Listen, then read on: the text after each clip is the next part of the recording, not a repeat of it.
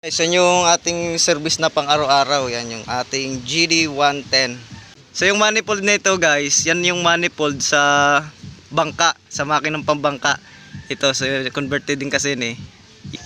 Yan, so binilan din natin siya ng lower bend na manubela. Ayan. So kaya parang nagmukhang ano siya, yung scrambler.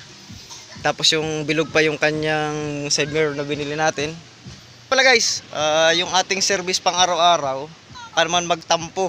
So hindi natin na ipakikita sa vlog. Tingnan nyo guys yung montage. Ito.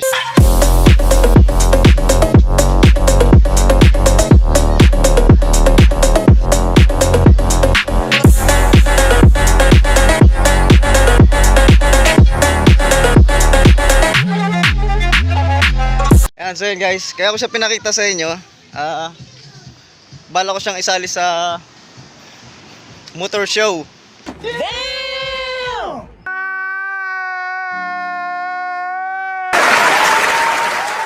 So what's up guys? Yan, so good afternoon. So wala pa ring makalaot dahil malakas ang dagat. At kanina nga may mga gusto nang lumaot na mga pangulong. So hindi po sila pinayagan ng Coast Guard. So pinahina-hina muna yung ano. Baka bukas or mamayang hapon mahina na yan. Marami nang lalaot siguro. Pero ngayon, wala tagang pinaalis. So yan. Yan lang may update dito sa atin. Siya nga pala guys, yung ating service pang araw-araw, baka naman magtampo. So hindi natin na ipakikita sa vlog.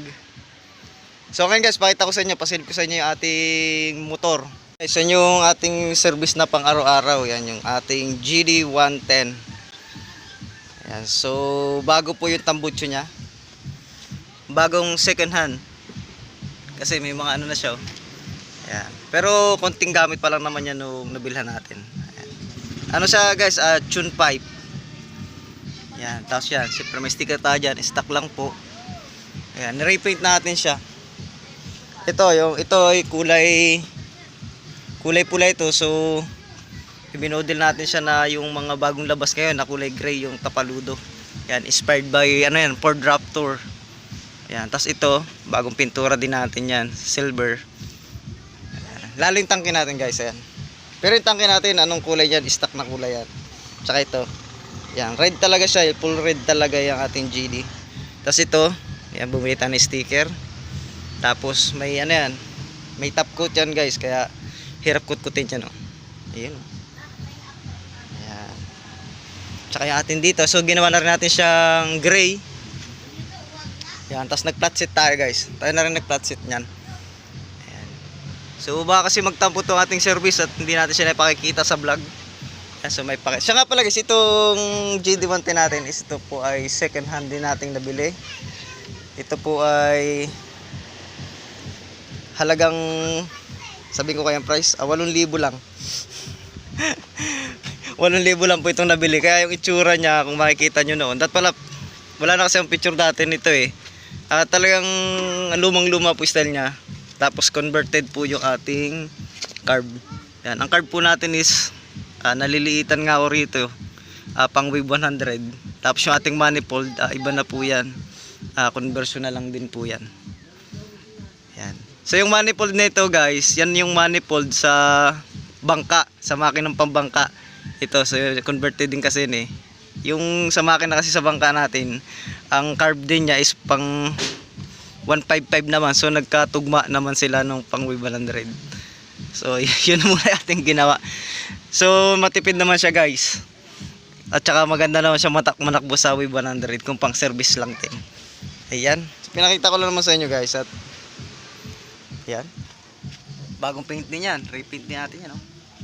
Ikot ko kayo. Ayan o. Oh, di ba? Ayan ang ating carb. Ayan. So pero bala ko na siyang ibalik sa stock niyang carb at saka sa manifold na stock. Kasi yung breather niya dito, ayan yung breather. Dapat meron din dito eh. Yung stock meron po dito eh. Pupunta rito. Ayan. So ayos naman siya guys. Matagal po natin siya napakinabangan. Bali 1 year na sa atin siya. Kaya thank you kay GD. Ayan. Ayan, so binilan din natin siya ng lower bend na manobela. Ayan. So kaya parang nagmukhang ano siya, yung scrambler. Tapos yung bilog pa yung kanyang side mirror na binili natin.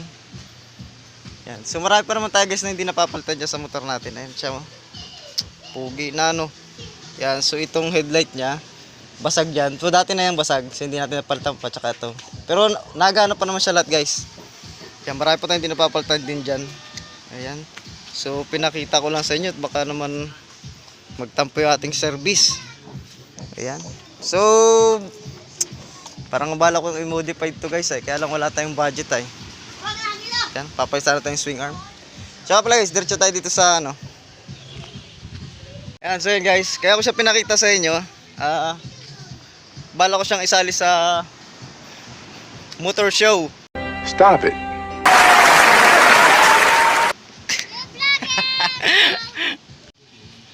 Ayun. So kung kaya naman natin sumali sa motor show, bakit hindi? Kaya lang guys, hindi pa natin kaya sumali sa motor show. Kasi alam naman natin ang mga budget sa motor show. Talagang malalaking halaga po ang yung mga pinakamababang budget na nila na pinapansali. Naga 100,000 po ang gagastos So hindi natin kaya. So dito lang muna tayo sa mga bangka. Yan, yung bangka pa lang ang kaya natin ibuuhin Ayun. Pero anong mali naman natin guys, ano? Alam nyo na may makapag-build tayo ng pang motor show kahit sa low category. Ayan. Tayo na may mahilig din po naman tayo sa motor. Tsaka pala guys, ayan. Dahil sa malakas ga, ayan, dumagsa ulit po yung mga layak.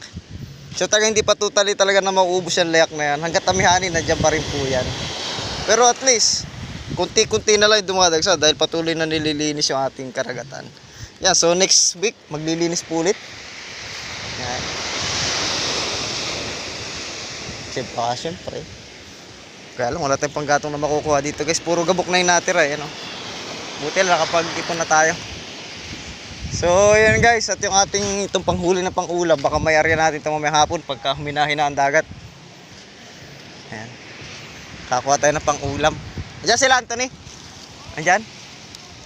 So maya para kasi wala na tayong pambiling ulam So yun guys, in-update ko lang naman kayo sa panahon at tagang wala pong makalaot. Awan natin ito mamaya. Diyan lang po lantap yan, pero paglabas nyo dyan sa pulilyo, nako, grabe ang alon dyan. Kaya walang pinalis ang Coast Guard.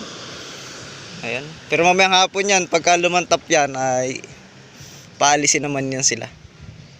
So yun guys, yan lang update dito sa amin. So thank you. Salamat sa lahat ng suporta ninyo sa ating channel. Mga solid supporter ng Raps TV Vlog. Thank you po.